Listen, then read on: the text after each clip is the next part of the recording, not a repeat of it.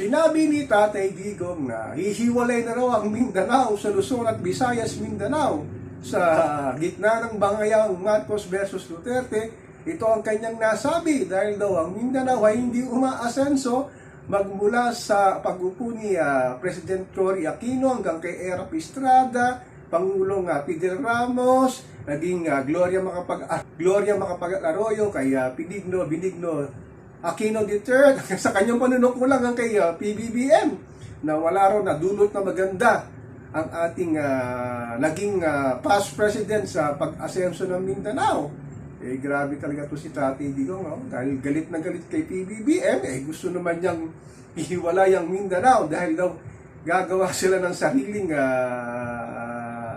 gagawa sila ng sariling bansa sa Mindanao. Ang layunin nito ay pagandahin daw ang buhay ng mga Pilipino doon sa Mindanao.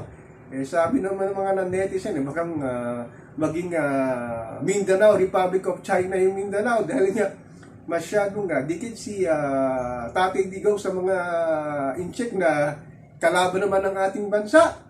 So ano kaya ang magiging implikasyon nito sa mga mamamayan ng Mindanao kung sakaling matuloy nga ang Mindanao ay humiwalay sa Luzon, Visayas at Mindanao? Antabayahan na natin kung may magandang mangyayari nga ito, pero marami nang tumutol dito ng mga politiko, lalo ng mga congresswoman, congressman na hindi raw maaaring mangyari ito at magkakagulo sa ating bansa. Pero pinipilit ni Tatay Digong na nagmi-meeting na raw siya ng mga kanyang kaalyado sa politika upang gawin ito at isulong nga daw ang pagiging independent ng Mindanao para umasenso yung mga mamamayan doon, magkaroon daw ng mga trabaho at lalo na yung mahihirap at medyo kumain ng 3 beses ang araw, makapagbigay daw sila ng magagandang trabaho. Totoo kaya yung sinasabi ni Tatay Digong?